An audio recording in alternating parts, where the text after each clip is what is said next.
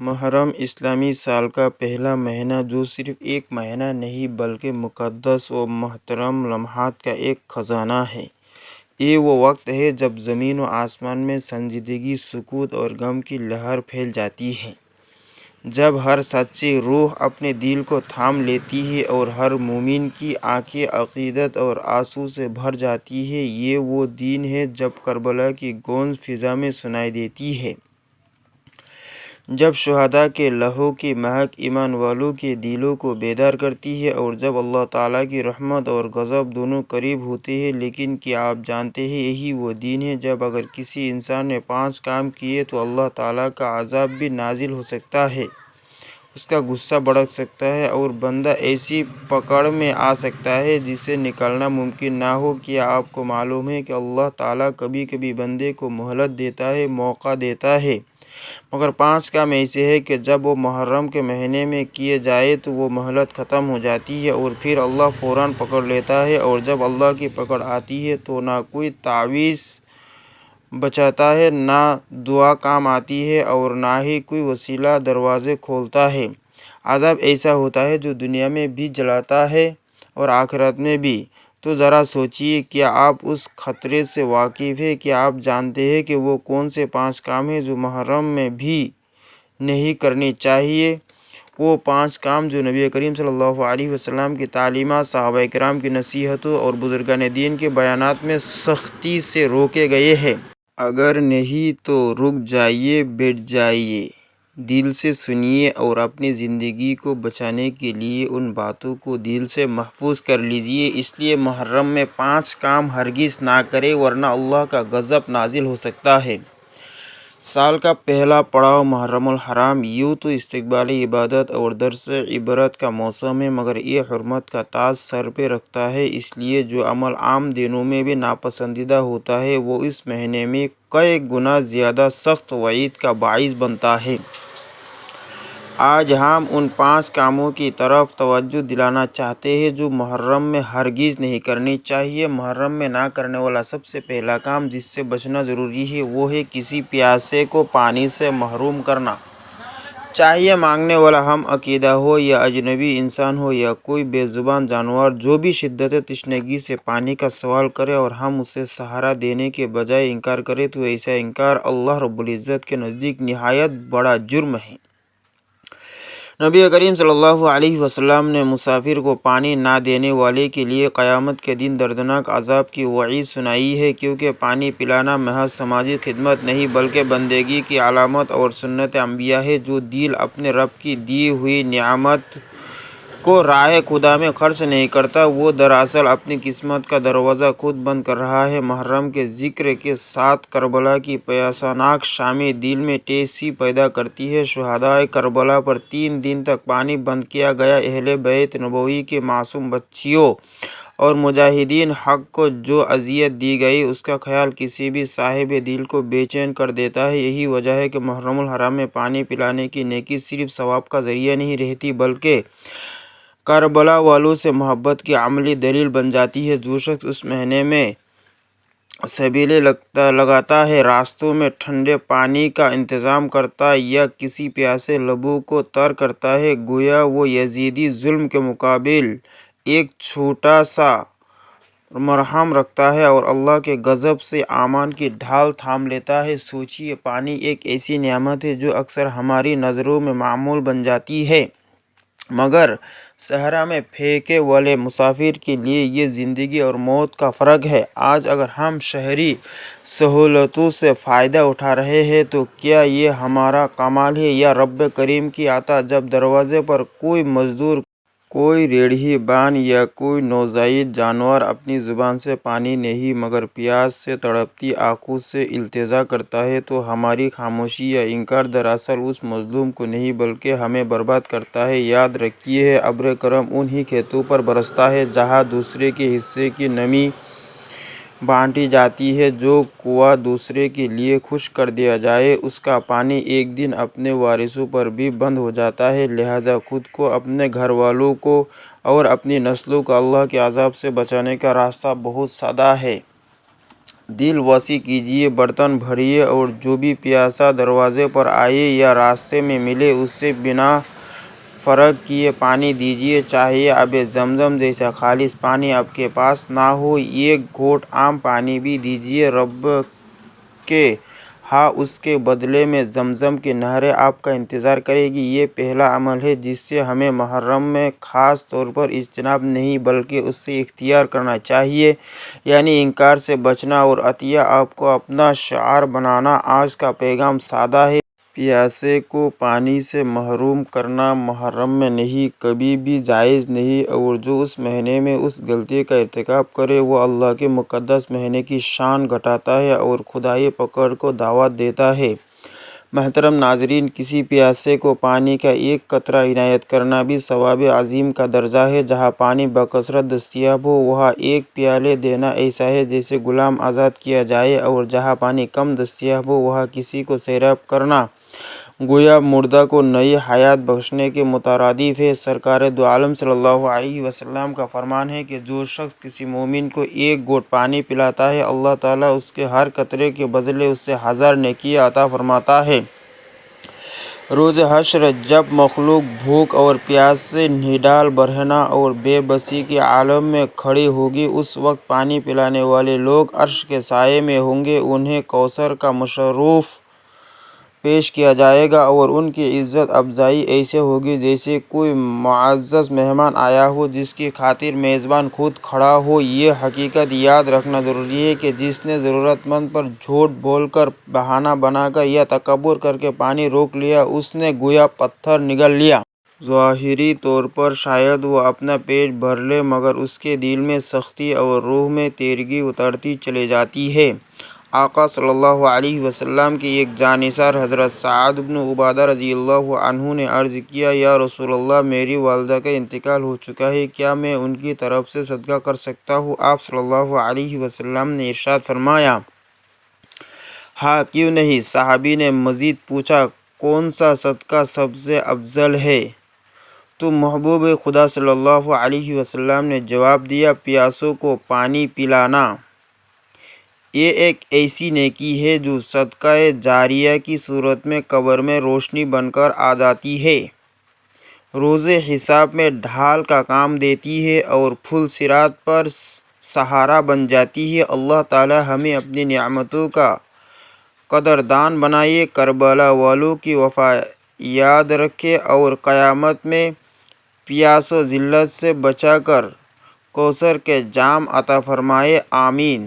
دوسرا کام جو محرم میں نہیں کرنا چاہیے وہ ظلم نہ کرنا۔ ظلم یہ صرف ہاتھ اٹھا کر کسی کمزور کو زخمی کرنا نہیں بلکہ کسی آبرو پر تہمت کا چھینٹا مار دینا، زبان کی کاٹ سے دل چیر دینا، مال یا عہدے کے زور پر حق چھین لینا یا کسی ضرورت مند کی حاجت روئی میں داستاں تاخیر کرنا بھی اسی ایک لفظ کے سائے میں آ جاتا ہے۔ اللہ تعالیٰ نے سورہ ابراہیم میں تنبیہ فرمائی، اور ظالم یہ گمان ہرگز نہ کرے کہ اللہ ان کے کفران حق سے بے خبر ہے، وہ تو صرف اس دن کے لیے مہلت دیے ہوئے ہے جس دن آنکھیں پھٹی کی پھٹی رہ جائیں گی۔ محرم الحرام چونکہ اشہر حرم میں شامل ہے، اس ماہ میں کیے گئے اچھے یا برے اعمال کی بازگشت مزید گونج دار ہو جاتی ہے۔ رسول اکرم صلی اللہ علیہ وسلم نے حضرت عبداللہ ابن عمر رضی اللہ عنہما کو مخاطب کر کے فرمایا، یعنی ظلم سے بچو کیونکہ ظلم قیامت کے دن گھاٹا ڈوب اندھیرا بن جائے گا۔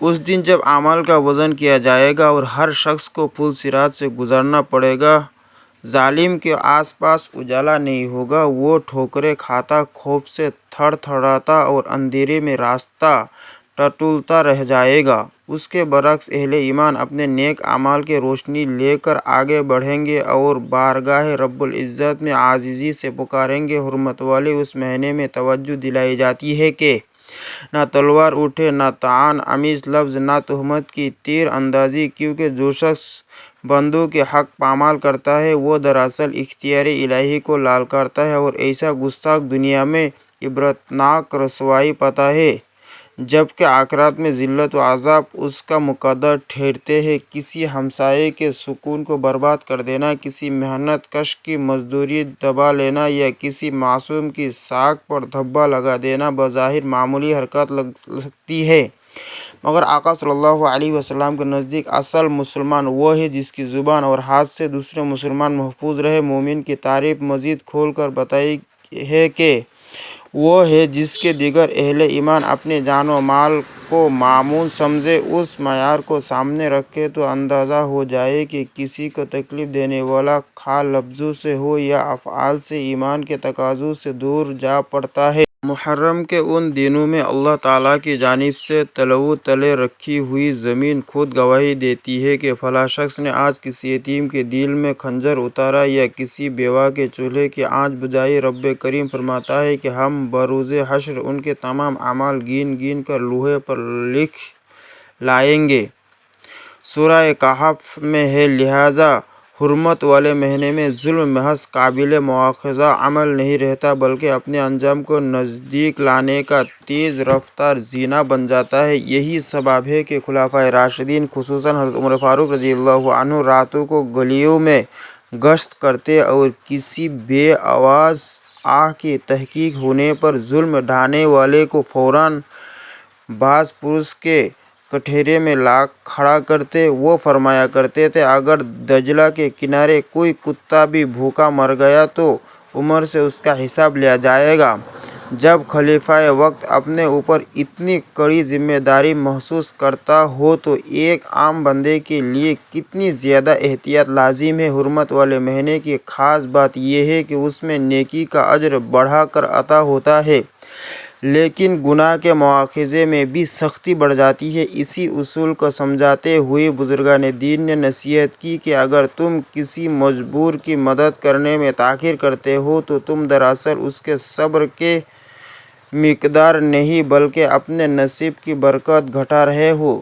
سیدی نے کہا، جو شخص کسی پر دست درازی کرے گا خواہ قلم سے یا زبان سے، اللہ اس کے دل میں سختی، معاش میں تنگی اور قبر میں وحشت پیدا کرے گا۔ پس محرم کا بہترین مصروف یہ ہے کہ آدمی اپنے رویے کا جائزہ لے، زبان شکوہ سے پاک کرے، دل کو حسد سے خالی کرے، ہاتھ کو ایذا سے روکے اور قدم کو اللہ کے احکام کی حد بندی کے اندر رکھے۔ تنگ دل نہ ہو بلکہ اپنے نفس کو صدقہ کرو، جیسا کہ حدیث میں آیا ہے، اپنے شر سے لوگوں کو محفوظ رکھنا بھی صدقہ ہے۔ یاد رکھیے، جس نے کسی دل شکستہ کو تسلی دی، کسی بے آواز کو آواز دی یا کسی مظلوم کا ہاتھ تھام لیا، اس نے نہ صرف اپنا نام عباد الرحمن کی فہرست میں لکھوا لیا بلکہ اپنے لیے پھولے صراط پر نور کا چراغ بھی جلا لیا۔ برعکس اس کے کہ جو ظلم کو فخر کا زیور سمجھ کر پہنتا ہے، وہ دنیا میں بھی ذلیل ہوتا ہے اور آخرت میں اندھیرے کا لباس زیب تن کرتا ہے۔ لہٰذا آئیے عہد کریں کہ محرم الحرام کے ان بابرکت لمحات کو غنیمت جان کر اپنے کردار کو نرم، اپنی زبان کو شیریں اور اپنے ہاتھ کو داد رسی کا وسیلہ بنائیں۔ اللہ تعالیٰ ہمیں توفیق دے کہ ہم کسی کے دل کو نہ توڑیں، کسی کی عزت کو نہ اچھالیں اور کسی کی ضرورت میں رکاوٹ نہ بنیں۔ رب ذوالجلال ہمارے قدموں کو ظلم و زیادتی کی پروپیگنڈے سے ہٹا کر عدل و احسان کے شاہراہ پر جما دے تاکہ قیامت کے سیاہ اندھیروں میں ہمارے سامنے ایمان کا نور روشن رہے اور ہم سرخ رو ہوں۔ آمین یا رب العالمین۔ تیسرا کام جو محرم میں نہیں کرنا چاہیے وہ ہے غرور کرنا۔ محرم الحرام جیسے مقدس اور حرمت والے مہینے میں تیسرا کام جو ہرگز نہیں کرنا چاہیے وہ ہے غرور اور تکبر۔ غرور انسان کو اللہ کے رحمت سے دور کر دیتا ہے اور یہی وہ بیماری ہے جس نے شیطان کو ہمیشہ کے لیے راندۂ درگاہ بنا دیا۔ یہ صرف ایک اخلاقی کمزوری نہیں بلکہ ایک ایسا گناہ ہے جو انسان کے ایمان، عبادات اور اعمال کو تباہ کر دیتا ہے۔ محرم جو کہ سبق عبرت اور عاجزی کا مہینہ ہے، اس میں غرور کرنا گویا کربلا کی تعلیمات کو روندنے کے مترادف ہے۔ محرم ہمیں امام حسین رضی اللہ عنہ اور اہل بیت کی قربانیوں کا درس دیتا ہے۔ کربلا کا پیغام ہی یہ ہے کہ جھک جاؤ، عاجز ہو جاؤ، حق پر ڈٹ جاؤ لیکن تکبر نہ کرو۔ غرور یزید کا شیوا تھا جبکہ تواضع حسین رضی اللہ عنہ کی سنت تھی۔ اس مہینے میں غرور کرنا اس عظیم سبق کی توہین ہے جو امام حسین رضی اللہ عنہ نے اپنے لہو سے دیا اللہ تعالیٰ قرآن پاک میں فرماتا ہے، یعنی زمین میں اکڑ کر مت چل، نہ تو زمین کو پھاڑ سکتا ہے اور نہ پہاڑوں کی بلندی کو پہنچ سکتا ہے۔ غرور صرف لباس یا دولت پر فخر کرنے کا نام نہیں، بلکہ یہ رویہ ہے جو دوسروں کو کمتر سمجھنے سے پیدا ہوتا ہے۔ جب انسان دل میں یہ خیال پالے کہ میں باقیوں سے بہتر ہوں، وہی لمحہ اس کی تنزلی کا آغاز بن جاتا ہے۔ حدیث میں آتا ہے، جس کے دل میں رائے کے دانے کے برابر بھی تکبر ہوگا، وہ جنت میں داخل نہ ہوگا۔ محرم جیسے بابرکت مہینے میں ہمیں اپنے دل کو غرور سے پاک کرنا ہے، اپنے اعمال کا جائزہ لینا ہے اور خود کو اللہ کا عزیز بندہ سمجھ کر دوسروں کی عزت کر کے انکساری کے ساتھ زندگی گزارنی ہے۔ بس اے مسلمان، اس مہینے میں جھک جانا سیکھ تاکہ اللہ تجھے بلند کرے، کیونکہ جو دنیا میں بڑائی چاہتا ہے وہ آخرت میں ذلیل ہوگا، اور جو دنیا میں جھک جاتا ہے اللہ اسے قیامت کے دن اپنا قرب عطا فرمائے گا۔ غرور ترک کر عاجزی اختیار کر، یہی محرم کا سبق ہے۔ چوتھا کام جو محرم میں نہیں کرنا چاہیے وہ ہے جھوٹ بولنا۔ محرم الحرام جیسے بابرکت اور حرمت والے مہینے میں چوتھا کام جو کسی صورت میں نہیں کرنا چاہیے وہ ہے جھوٹ بولنا۔ جھوٹ صرف ایک گناہ نہیں بلکہ تمام گناہوں کی جڑ ہے۔ جھوٹ انسان کے ایمان کو کھوکھلا کر دیتا ہے، اس کی دعاؤں کو رد کر دیتا ہے اور سب سے بڑھ کر اللہ کی ناراضگی کو دعوت دیتا ہے۔ محرم کا مہینہ ہمیں سچائی، قربانی، وفاداری اور اخلاص کا درس دیتا ہے۔ ایسی مقدس فضا میں جھوٹ جیسے مکروہ عمل کا ارتکاب روحانی طور پر نہایت سنگین جرم ہے۔ کربلا کی سرزمین پر حق اور باطل آمنے سامنے تھے۔ امام حسین رضی اللہ عنہ نے سچائی کے لیے اپنا سب کچھ قربان کر دیا، لیکن جھوٹ اور مکر کے سامنے کبھی سر نہ جھکایا۔ ان کے کردار کا پیغام آج بھی یہی ہے کہ سچ پر ڈٹ جاؤ چاہے جان چلی جائے۔ اسی کے برعکس یزید اور اس کے کارندے جھوٹ بول کر، مکاری سے دغا دے کر اہل بیت پر ظلم کرتے رہے۔ جھوٹ ہی وہ ہتھیار تھا جس سے باطل نے کربلا کا میدان سجایا۔ اللہ تعالیٰ قرآن میں فرماتا ہے، لعنت اللہ علی الکاذبین، یعنی اللہ کی لعنت ہو جھوٹوں پر۔ رسول اللہ صلی اللہ علیہ وسلم نے فرمایا، جھوٹ انسان کو گناہ کی طرف لے جاتا ہے اور گناہ جہنم کی طرف لے جاتا ہے، اور فرمایا مومن ہر گناہ کر سکتا ہے مگر جھوٹا نہیں ہو سکتا۔ اس سے معلوم ہوتا ہے کہ جھوٹ مومن کی شان کے خلاف ہے، اور اگر کوئی محرم جیسے مہینے میں جھوٹ بولے تو وہ گویا اللہ کی حرمت کو پامال کرتا ہے۔